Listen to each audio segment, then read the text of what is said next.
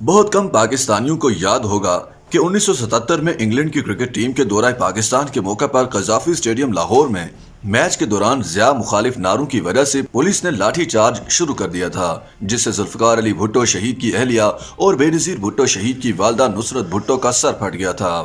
1977 میں انگلینڈ کی ٹیم پاکستان آئی تو ضیاء الحق کا مارشل لا نافذ تھا۔ ملک کے مقبول ترین رہنما ذوالفقار علی بھٹو جیل میں تھی اور لاہور ہائی کورٹ میں ان پر قتل کا مقدمہ چل رہا تھا۔ پیپلز پارٹی کے رہنماؤں، کارکنوں، صحافیوں اور ہیومن رائٹس ایکٹیوسٹ پر یہ بڑا بھاری وقت تھا، لیکن سب سے بڑھ کر بھٹو خاندان کو آزمائش کا سامنا تھا، جس کی سیاسی زمام کار نصرت بھٹو کے ہاتھ میں تھی۔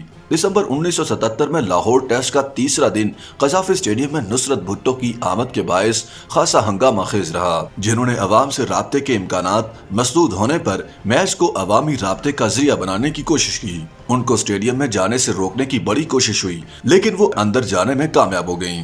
نصرت بھٹو کے اسٹیڈیم میں داخل ہوتے ہی ہر طرف ضیاء مرد آباد کے نعرے گونجنے لگے۔ چنانچہ پولیس نے پیپلز پارٹی کے حامیوں کو منتشر کرنے کے لیے آنسو گیس برسائی اور لاٹھی چارج شروع کر دیا۔ اس دوران نصرت بھٹو کو بھی تشدد کا نشانہ بنایا گیا اور ایک پولیس اہلکار کی لاٹھی لگنے سے ان کا سر پھٹ گیا۔ ان کے سر میں کئی ٹانکے لگے۔ ڈان سے وابستہ مرحوم فوٹوگرافر اظہر جعفری نے ان کے خون آلود چہرے کی تصویر کیمرے کی آنکھ میں محفوظ کر کے ضیاء دور کی ظلمت کی یہ نشانی تاریخ میں محفوظ کر لی۔ YouTube پر گوگلی نیوز دیکھنے کے لیے youtube.com کی سرچ بار میں googly news T V type کریں۔ گوگلی نیوز کے پیج پر سرخ رنگ کے سبسکرپشن والے بٹن پر کلک کرنا نہ بھولیے۔ YouTube پیج پر اپلوڈ ہونے والی ویڈیوز سے باخبر رہنے کے لیے بیل آئیکن پر کلک کیجیے۔ آپ کو ہر نئی ویڈیو کے بارے میں نوٹیفیکیشن موصول ہو جائے گا۔